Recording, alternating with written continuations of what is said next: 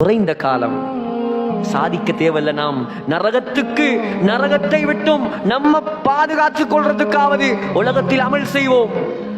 குடும்பத்துக்கு பிள்ளைகளுக்கு படிப்பை தொழிலை கொடுத்த நாம் மார்க்கத்தை கற்றுக் கொடுப்போம். அல்லாஹோடு நெருங்குவோம், அல்லாஹோடு தொடர்பாகுவோம், அல்லாஹ்வுக்கு வழிபடுவோம். மௌத்து எப்ப வரும் என்று தெரியாது.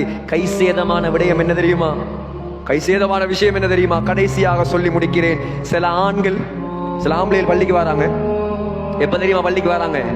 ஜனாசாவாகத்தான் அவர் முதல் பள்ளிக்கு வரார். எவ்வளவு கைசேதம் சகோதரர்களே! உயிரோடு இருக்கும் போது பள்ளிக்கு கூப்பிட்டு வரல.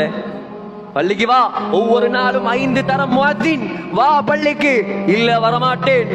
கஸ்ட்ல போனாங்க, உலமாக்கள் போனாங்க, தாயிகள் போனாங்க, வா பள்ளிக்கு. இல்ல வரமாட்டேன். வரல. மௌத்தாகினாய், வரலையா?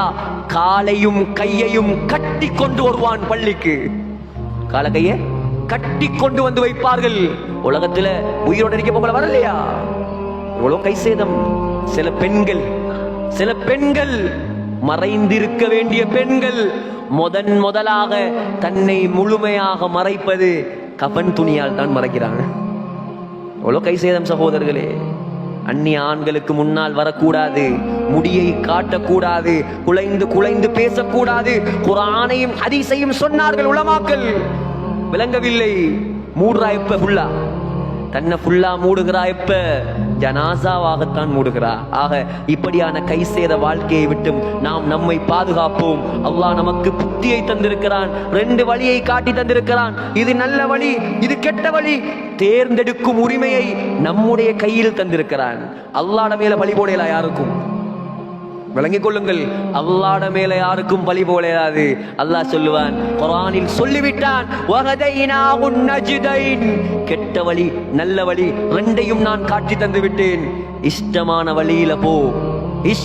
வழியில போ, மறுமையில் சந்திப்போம். அதுதான் முடிவு. உலகத்தில் எப்படியும் பாரு, தொலாட்டி யாரையாவது அடிச்சு கொள்ளுவாங்களா? இங்க கொள்ள மாட்டாங்க. வட்டி எடுத்ததுக்காக குடும்பம் உங்களோட பேசாம இருக்குமா? பேசாம இருக்காது. வருவாங்க போவாங்க. அங்க வாங்க எல்லாரும், இங்க இல்ல, அங்க வாங்க. அங்கதான் உங்களுக்குரிய தீர்ப்பு. சகோதரர்களே, நானும் சந்திக்க இருக்கிறேன், நீங்களும் சந்திக்க இருக்கிறீர்கள். குறுகிய கால வாழ்க்கையை அல்லாஹ்வுக்கு நெருக்கமாக வாழ்ந்து